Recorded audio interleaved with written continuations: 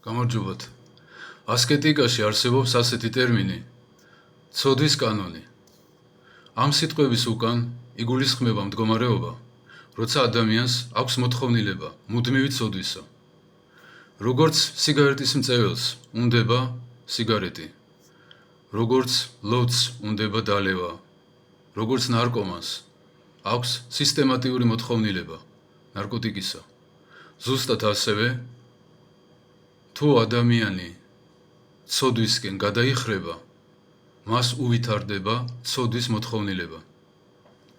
ადამიანში დაინერგა და გაიზარდა რაღაცა ცოდვის ხე.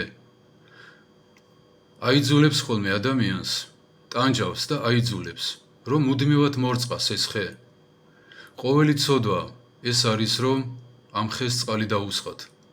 ყოველი მორწყვა ამ ხეს ფესვებს უმაგრებს, ამტკიცებს და უკუპროპორციულად გაზიანებთ თქვენ. რაც მეტად განვითარდება ცოდვა, მით უფრო დაზიანდებით თქვენ. ამიტომ ქრისტიანი, რომელსაც სასუფეველი უნდა, რომელიც არ თამაშობს,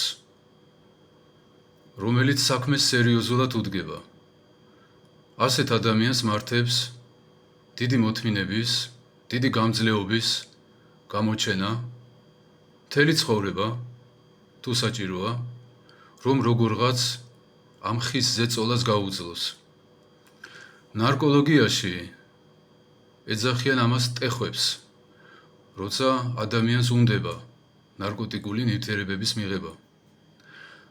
თუ გაუძლებთ ჩვენ ამ ტეხვებს, როცა რაღაცა შიგნიდან გვაწვება და გვაიძულებს, რომ განვიკითხოთ, ვატაროთ სიძულვილი, რაღაც გაბოროტება, რაიმეში ვცოდოთ და ჩვენ ამ ტეხვებს, ამ უხილავ ძალადობას მამაცურად გაუძლებთ, მაშინ ეს საზიზღარი ხე ნელ-ნელა გახმება, უცბად არ გახმება, მაგრამ ნელ-ნელა გახმება და ეს პარაზიტი მოგშორდება.